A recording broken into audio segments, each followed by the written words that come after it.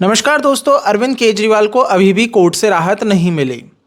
लेकिन जैसा कि कल एक ग्रेविटी बनाने की कोशिश की जा रही थी, ये बताने की कोशिश की जा रही थी कि अरविंद केजरीवाल कोर्ट में कुछ ऐसा बड़ा करने वाले हैं, कुछ ऐसा कहेंगे जिससे क्लियर हो जाएगा, मतलब वो पूरे घोटाले को एक्सपोज कर देंगे कि किस तरीके से ईडी एक घोटाला कर रही है और सारा दूध का दूध पानी का पानी हो जाएगा। इस तरह का पूरा एक हवा क्रिएट किया गया कि सारी मीडिया सब उनकी तरफ आकर्षित हो। तो आज कोर्ट में सुनवाई भी रही। आज इनकी ईडी की रिमांड खत्म हो रही थी। आज 28 अप्रैल तक इनकी रिमांड थी, तो इस पर आगे ईडी एक्सटेंड करना चाह रही थी। ईडी बताती है कि अरविंद केजरीवाल कॉपरेट नहीं कर रहा है। जैसा कि मैंने आपको पहले भी बताया था, अरविंद ने ईडी के साथ कॉपरेट करना बंद कर दिया है। अब वो कुछ भी बोलता है, सुनता नहीं है, इस तरह का उसका पूरा व्यवहार चल रहा है। वो बातों को इधर से इधर घुमाता है, थीसिस देने लग जाता है, बट सवाल का एप्रोप्रिएट जवाब नहीं दे रहा है। और ये तो आपको पता ही है, बाहर पूरा माहौल बनाया जा रहा है।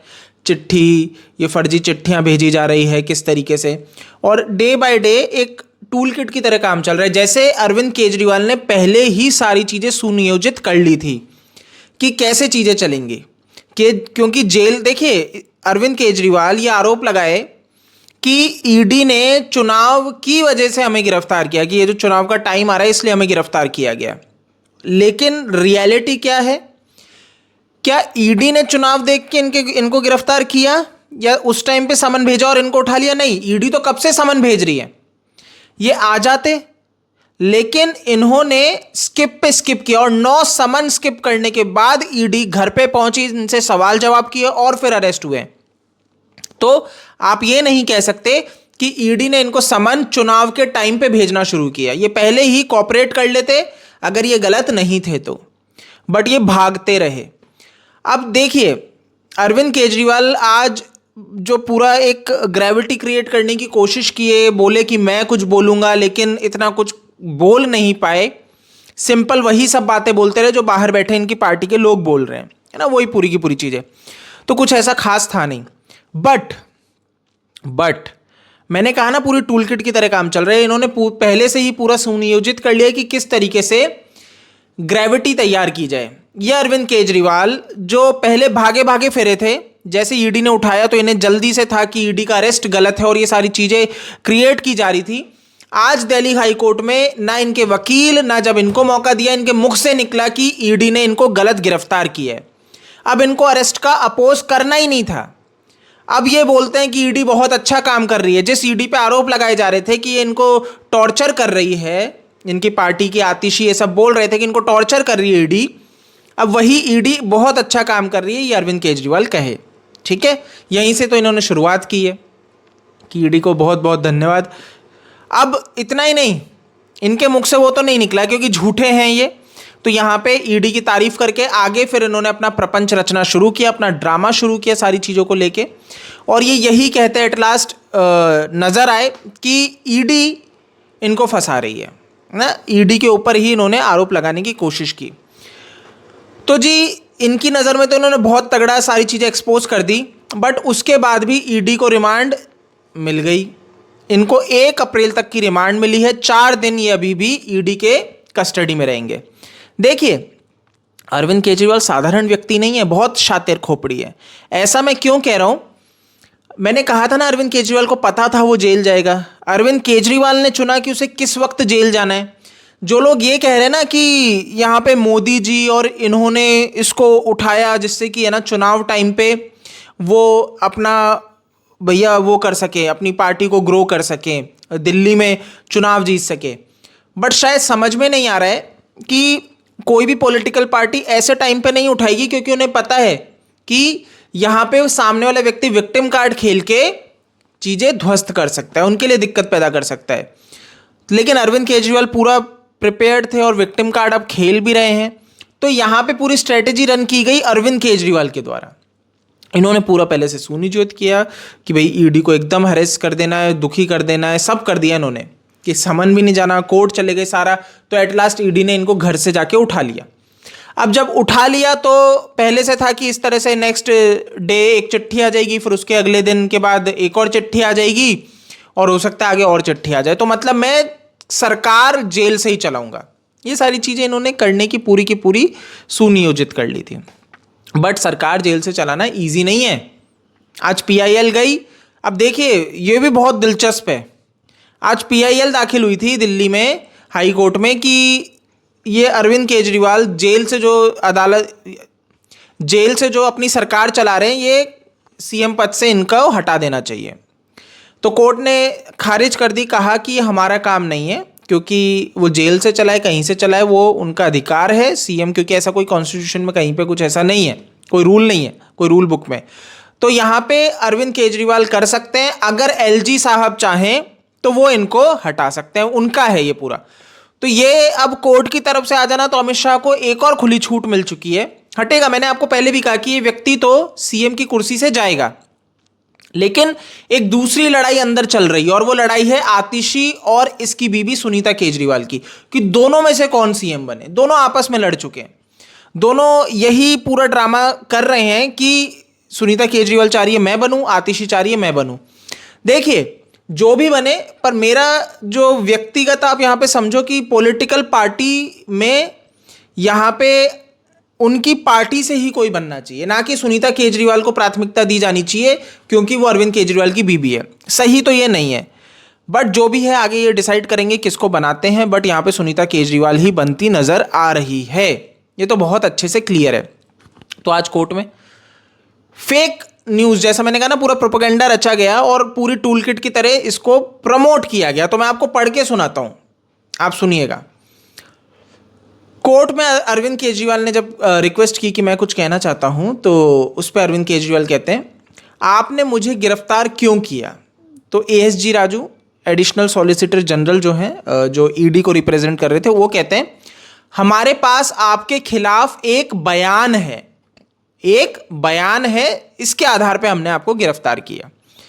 केजरीवाल इसके ऊपर जवाब देते हैं, तो अगर मैं कहूं कि मैंने मोदी और अमित शाह को 100 करोड़ रुपए दिए, तो क्या आप मेरे बयान के आधार पर जाकर उन्हें गिरफ्तार करेंगे।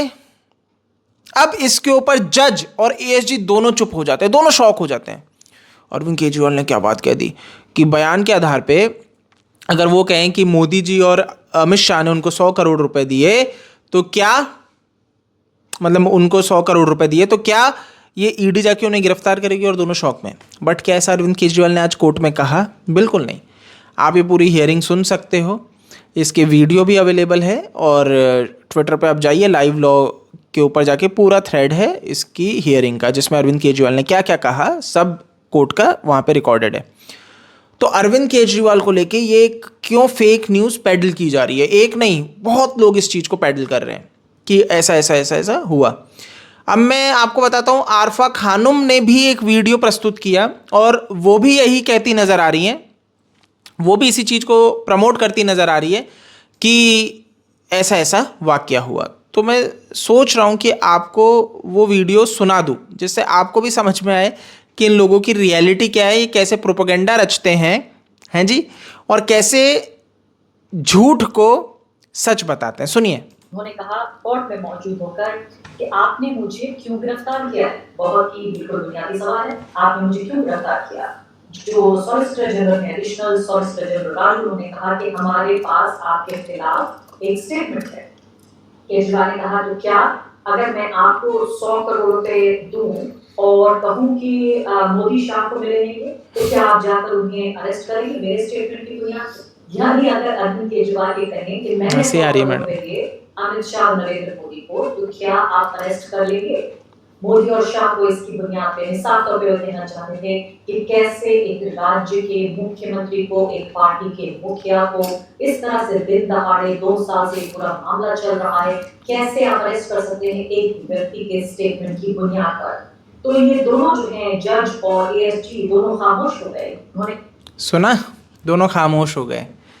तो जैसा कि मैंने कहा कि ये वाकया हुआ ही नहीं है कोर्ट में, लेकिन एक फेक न्यूज़ फैलाई जा रही है, क्योंकि अरविंद केजरीवाल को हीरो दिखाना है ना, कि किस तरीके से शौक में रह गए भाई जज और एएसजी दोनों।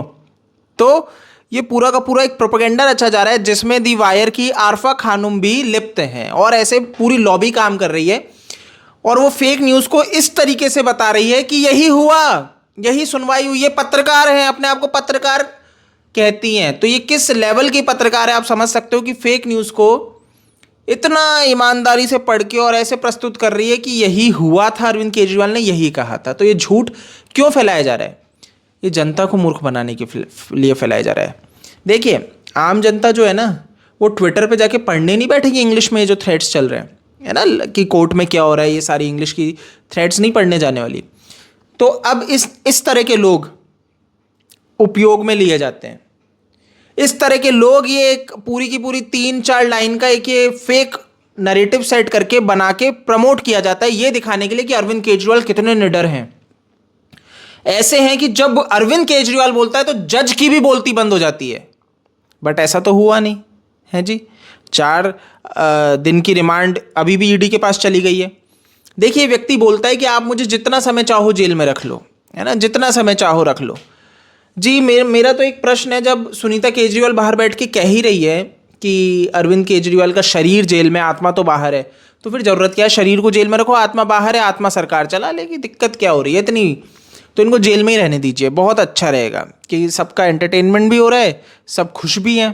तो ईडी ने कहा कि ये व्यक्ति कॉपरेट बिल्कुल नहीं कर रहा, जैसे कि मैं आपको पहले बता रहा था। ये व्यक्ति ने जो अपना फ़ोन है उसके पासवर्ड नहीं बता रहा है।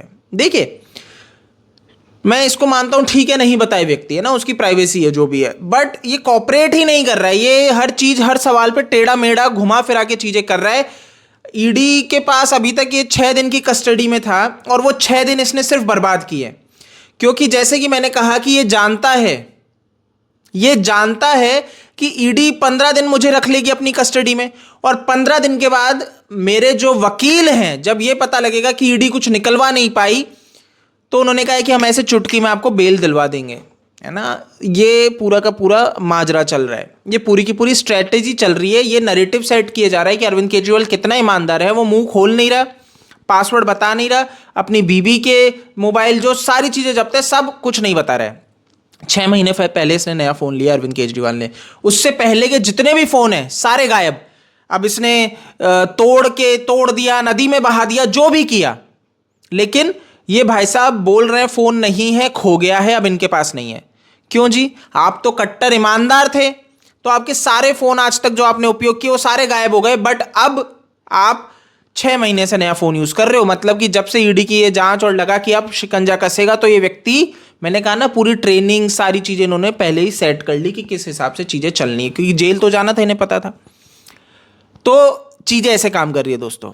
इनके ऊपर आरोप लग रहे हैं जी, खालिस्तानियों के द्वारा आरोप लगाए जा रहे हैं, टेररिस्ट, कि ये व्यक्ति उनसे फंड लेता है। अब इतने आप सोचिए, करोड़ों में इनके पास फंड आ रहे हैं टेररिस्ट ऑर्गेनाइजेशन के द्वारा। तो ये व्यक्ति जब बाटला हाउस एनकाउंटर पे प्रश्न करे, ये व्यक्ति जब सर्जिकल स्ट्राइक पे प्रश्न करे, तो आपको आश्चर्य नहीं होना चाहिए कि ये देशभक्त होने का ढोंग करता है, शब्दों से अपने आप को देशभक्त कहलाता है, बट असल में ये देशभक्त नहीं है। अब देखिए, कोर्ट जज मूर्ख नहीं होते हैं, समझते हैं सामने वाले व्यक्ति की चतुराई। IITian रह चुका है, टॉपर है ना, फर्स्ट अटेम्प्ट में इसने क्रैक किया था सारी चीज़ें, तो ये कोई बड़ी बात नहीं है। इसके लिए ये आराम से शब्दों से खेल सकता है, आपको मूर्ख बना सकता है। आज तक बनाता ही है ना, झूठ बोलता था तब भी CM बन ही गया, हर बार झूठ बोल बोल के CM बन ही गया ना। तो इन्होंने लेकिन एक PR एक्टिविटी पूरी अच्छे से कर रखी है कि लोगों का दिल जीता जाए, क्योंकि जनता अभी इसके साथ नहीं है। बट पूरा प्रयास चल रहा है कि इस तरह के नैरेटिव सेट करके कि कोर्ट में ऐसा हुआ, अरविंद केजरीवाल ने बोलती बंद कर दी, ईडी और जज के पास कुछ नहीं रहा बोलने को। तो आप यहीं पे सोच सकते हो कि कैसे अरविंद केजरीवाल को हीरो बनाने का प्रयास किया जा रहा है। बट जनता जाग चुकी है, और मेरे वीडियो के माध्यम से तो और आपको समझ में आ गया होगा कि असलियत क्या है। तो इसको शेयर कीजिए, जिससे बाकी लोग भी समझ सके कि किस तरह से फेक न्यूज़ फैलाई गई, किस तरीके से एक झूठा प्रपंच रचा जा रहा है, किस तरीके से अरविंद केजरीवाल बचने के लिए बौखला रहा है। ये व्यक्ति कॉपरेट कर नहीं रहा है, और ईडी इसको छोड़ने के मूड में बिल्कुल नहीं है। अभी तो औरों से प्रश्न किएगी, कहा जा रहा है कि गोवा से भी बुलाए जाएंगे आपके कार्यकर्ता, वहाँ के जो पार्टी के लोग हैं, वहाँ से भी 3 जनों को समन भेज के उनसे भी प्रश्न किए जाएगा, क्योंकि बताया जा रहा है कि अरविंद केजरीवाल ने ये जो पैसा है जो ये ले रहा था, ये कहाँ उपयोग में लिया? जब गोवा में चुनाव हुए, सारी चीज़ें, तो यानी कि व्यक्ति गलत तरीके से पैसा अपना रहा था और उसको आगे लगा रहा था। तो व्यक्ति ठीक तो नहीं है, ये तो बहुत अच्छे से समझ में आता है। अगर इसके बाद भी कोई व्यक्ति अरविंद केजरीवाल को अपना हीरो समझे, उसको हीरो कहे, तो मूर्ख ही कहलाएगा। रवीश कुमार पहले इनकी वो खोल चुके थे, आज ये इतनी बातें करते हैं अरविंद केजरीवाल की बीजेपी के ऊपर प्रहार करते हैं कि वो बताइए पैसा कहाँ से आ रहा है, कहाँ से नहीं आ रहा। मेरा तो एक सिंपल सा पॉइंट है। देखिए, पहले तो एक चीज़ बता दूं, इलेक्टोरल बॉन्ड कहा जाता है कि एक बहुत बढ़िया स्कैम का वो जरिया है ना, कि ये बीजेपी सरकार लाई इसीलिए क्योंकि इनके फ्रॉड करना था। पर मैं आपको एक चीज़ बताता हूँ, देखिए पहले सब कैश में होता था। ऐसा तो है नहीं कि चुनाव में पहले पैसा नहीं होता था, पार्टियों को फंड नहीं जाता था, पार्टी प्रचार नहीं करती थी, ये बीजेपी के आने के बाद से हुआ नहीं, ये पहले से हो रहा है। और जब ये पहले से हो रहा था तो तब सबसे इंपॉर्टेंट है, जब ये पहले से हो रहा था तो कैश में होता था, जिसका कोई रिकॉर्ड कुछ नहीं रहता था। अब क्या हुआ कि ये होने लगा सीधा ऑनलाइन, ये इस तरीके से कि बॉन्ड के थ्रू, जिससे कि एक रिकॉर्ड रहे, है ना, कि किसका पैसा कैसे कहाँ जा रहा है।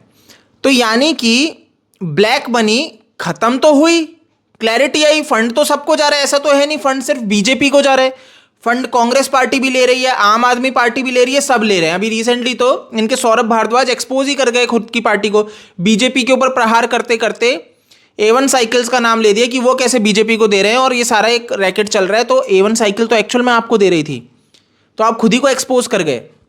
वो वीडियो भी देख लो एक बार। A1 साइकिल्स, उनके बारे में पार्लियामेंट में मिस अप्रोप्रिएशन की स्टेटमेंट आती है, वो भी इलेक्टोरल बॉन्ड खरीदते हैं। A1 साइकिल्स, वो भी इलेक्टोरल बॉन्ड खरीदते हैं।